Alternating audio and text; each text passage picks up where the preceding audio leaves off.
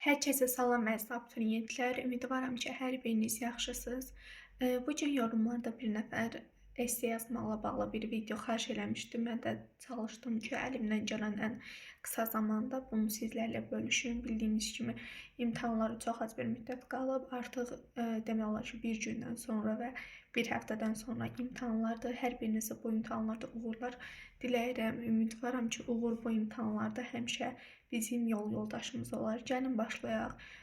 Bugün essenin nümunəsinə uyğun olaraq imtahanlarda çox rastlaşan və düşmə ehtimalı çox olan esse başlıqlarından biri haqqında danışacağam. What's your favorite festivals and why? Sənin favori festivalların hansıdır və niyə?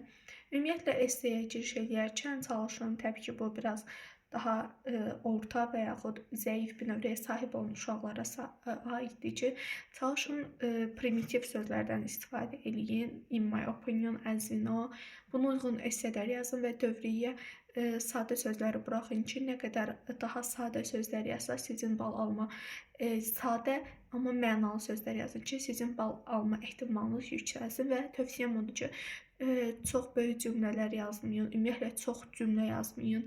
Uzağı 5-6 cümlə ilə kifayətlənin ki, hər yazdığınız cümlə sizdən çıxarıla bilən bir bal ehtimalıdır. Ona görə bildiyiniz, əmin olduğunuz, yəni dəqiqliyinə qədər bildiyiniz şeyləri yazın. Tövsiyəm budur. Gəlin başlayaq. Essenin başlığından da anlaşıldığına görə bizdən favori festivalımızı və niyəsini soruşur. Ümumiyyətlə esse yazmaq üçün tövsiyəm odur ki, giriş eləyərkən ümumiyyətlə giriş etməmişdən əvvəl siz özünüz üçün bir Azərbaycan dilində esseni yazın. Ondan sonra bircə tərcümə eləməyə başlayın. Əgər görsəniz ki, hansısa sözün tərcüməsini bilmirsinizsə, onu ixtisarda eləyə bilərsiniz, yaxud bağlayıcı ilə də o cümləyə bağlana bilərsiniz. İngilis dilində ümumiyyətlə hər bir sözün sözbəsöz tərcüməsi yoxdur da, ona yaxın mənalı sözlər var, yaxud onu təsvir edən sözlər var.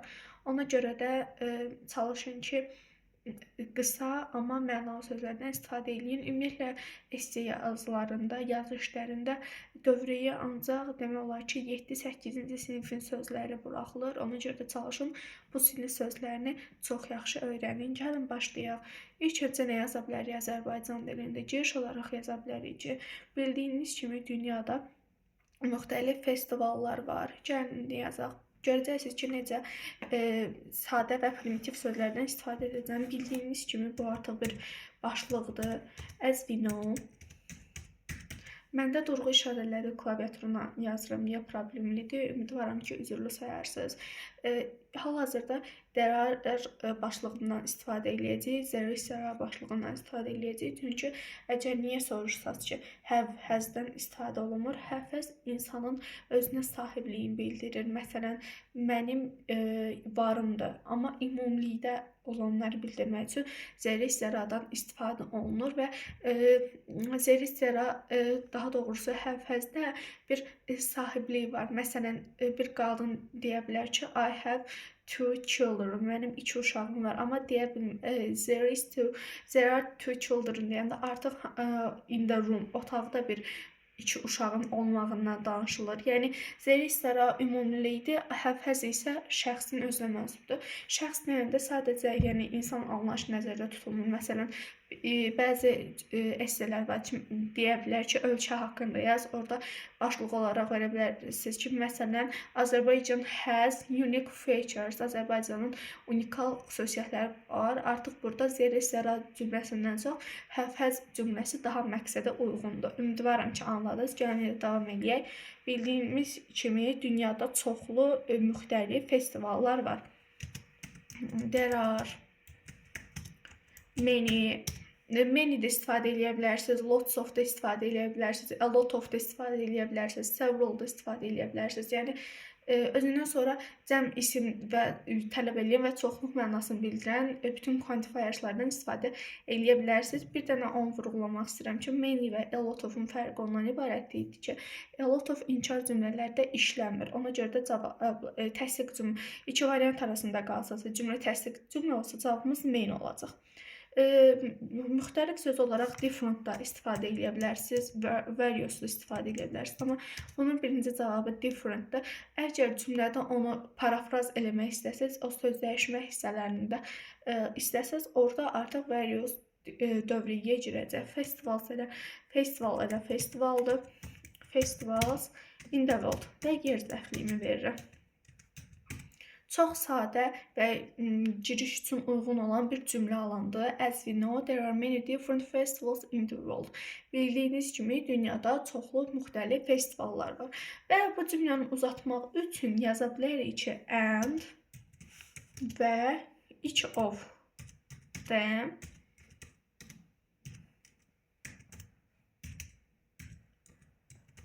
has. Gördüyünüz kimi artıq bunların, yəni festivalların özünə məxsus olduğuna görə mən has cümləsindən istifadə elədim. Has unique, unikal deməkdir. Special da yaza bilərsiniz. Features xüsusiyyət deməkdir. Və onlardan hər birinin müxtəlif xüsusiyyətləri var. Əgər qayda izahına gələcək olsa, each of özündən sonra cəm isim tək xəbər tələb eləyir. Unique bizim isimimizi təsvir elədi və and-i də əlavə eləyərək mən giriş cümləmi möhkəmlətdirdim. Davam edək.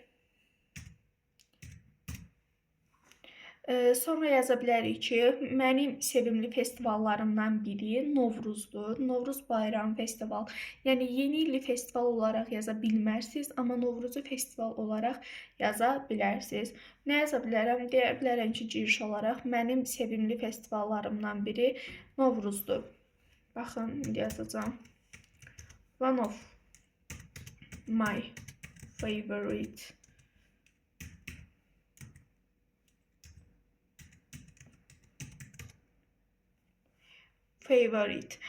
festivals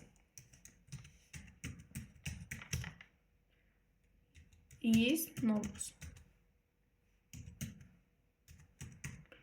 Gördüyünüz kimi yenə çox sadə bir cümlə qurdum. One of zaten, yəni artıq düşünürəm ki, bizim dilimizdə əzbərə gəlmiş bir qəlibdir. My favorite festivals, mənim şeylərimdən biri də, sevimli festivallarımdan biri də Novruzdur. Soruşa bilərsiniz ki, əslində bu biraz artıq daha uzaq qayda uzaqlaşır, amma yenə də vurğulamaq istədim ki, one of-dur, each of-dur, is of-dur, nays of-dur. Bunların xəbərinin cəm təkid olmasının səbəbi tərcüməsində biri mənası var. Məsələn, one of my favorite festivals is Novruz. Mənim sevimli festivallarımdan biri Novruzdur. Artıq orada of var və of-dan əvvəlki one xəbərlə uzlaşır. Məsələn, each of them has unique features. Onların hər birinin, yəni tərkibində biri tərcüməsi olduğuna görə xəbərləri təkdə qəbul eləyirmi? Bəli, eləyir. Davam edək. Is Novruz. Nə yaza bilərik? Yaza bilərik ki, o mənim ölkəmdə, yəni Azərbaycanda ənənəvi bir festivaldır. It is traditional. Traditional ənənəvi deməkdir. Cultural da deyə bilərsiniz. Cultural daha çox mədənidir. Bu tip cümlələrdə traditionaldan istifadə daha məqsədə uyğundur. Festival in my country.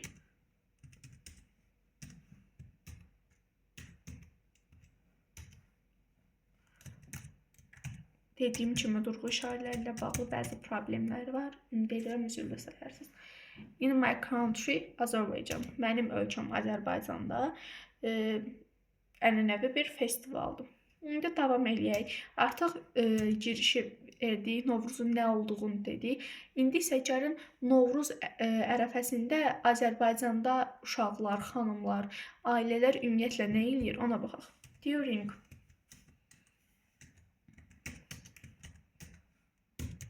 Novruz, our people, yəni bizim xalqımız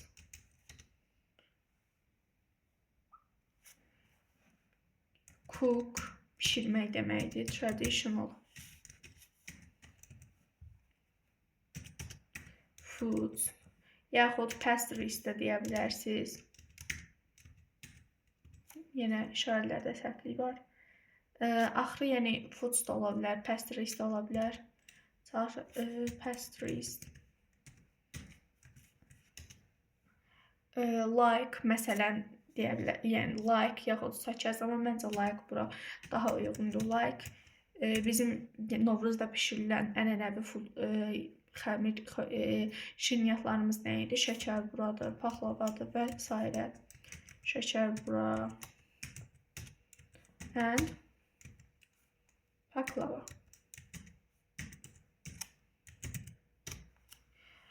Sonra bunu biraz da aça bilərsiniz. Çünki mən burada our people dedim. Onu məsələn qadınların nə elədiyindən danışa bilərsiniz.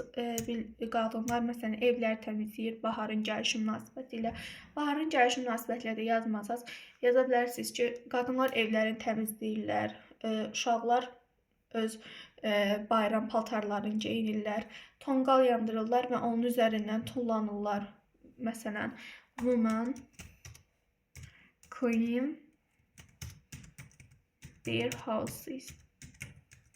Bu cümlədə house verməyimin səbəbi də home və house'un bir fərqi var ki, home abstract noundur, yəni mücərrəd isimdir. Onu gözlə görmək olmur, sadəcə təxəyyülə gəlir. Amma house yəni konkret isim olduğuna görə bu cümlələrdə daha çox house'dan istifadə olunur. Houses and uşaqlar nə edirlər? Uşaqlar bayram paltarları geyinirlər. Children veya holiday clothes.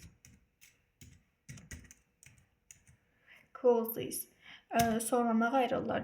Dedik ki, tonqal yandırırlar. Mən bunu make bonfire ifadəsindən yazacağım. Make bonfire və onun üzərindən tonlanırlar. Artıq bir and-lə cümləni daha da mürəkkəbləşdirdim. And tullanmaq jump deməkdir. Onun üzərindən isə over üzərindən deməkdir. Jump over it. Bu ifadə olacaq. Sonra nə yaza bilərik? Azərbaycan xalqının ailələrin bir araya gəlməsinə yaza bilərik ki, hansı ki biz qohum əqrabamıza ziyarət edirik. Ziyarət eləmək yazmaq istəməsəz belə yaza bilərsiniz ki, families come together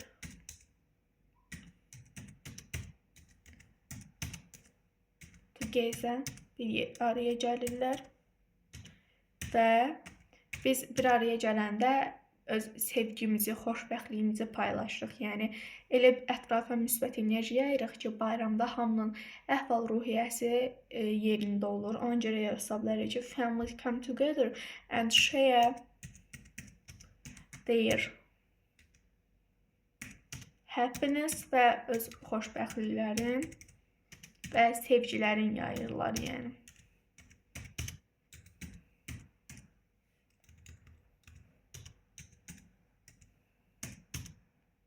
Happiness and love və belə cümləni artıra bilərsiniz ki, bir relative pronoun that verək, that makes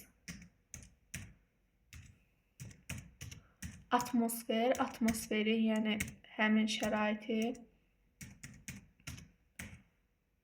so peaceful.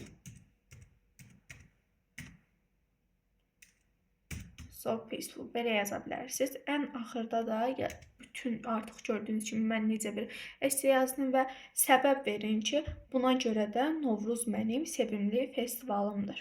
Ya sona verə bilərsiniz, overall verə bilərsiniz, in conclusion verə bilərsiniz. Amma bu esseyə uyğun olaraq mənim düşüncəm şeydir ki, that's why-dır. Yəni that's why ifadəsidir. That is why Novruz. Bu arada xüsusi isimlərin böyük hərflə yazılışına falan da diqqət yetirin. Novruz is my favorite festival.